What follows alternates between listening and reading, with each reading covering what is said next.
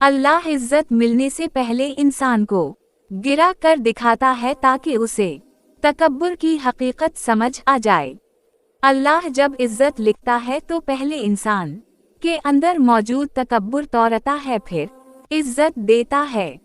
अल्लाह किसी को सर उठाकर जीने से पहले इसे सर झुकाकर दिखाता है ताकि वो सर उठाकर जीने के काबिल बने। अल्लाह के निज़ाम में इज्जत आने से पहले इस्लाह आती है। इस्लाह के बगैर इज्जत ज़हमत बन जाती है।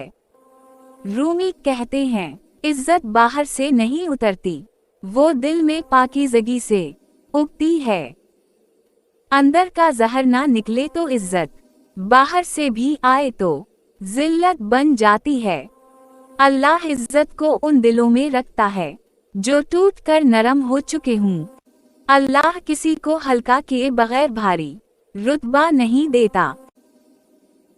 जो लोग आज बेइज्जत हैं, अल्लाह इन्हें इज्जत देने से पहले उनके 4 ऐप खत्म करवाता है। जिस दिल में अपनी बड़ाई हो वहाँ खुदा की इज्जत नहीं उतरती। ज़बान दिल का तर्जुमान है। इज्जत का दरवाज़ा भी यही खोलती है और यही बंद करती है। जो तारीफ का भूखा हो वो असल में फ़कीर है। जो रिस्क और इज्जत के पीछे भागते हैं दोनों इससे भाग जाते हैं। जो आज गिराया जा रहा है कल वहां से उठाया जाएगा जहां के लोग देख भी ना सकेंगे। जब अल्लाह इज्जत का फैसला करता है तो पहले इंसान से दुनिया की नज़र हटा देता है।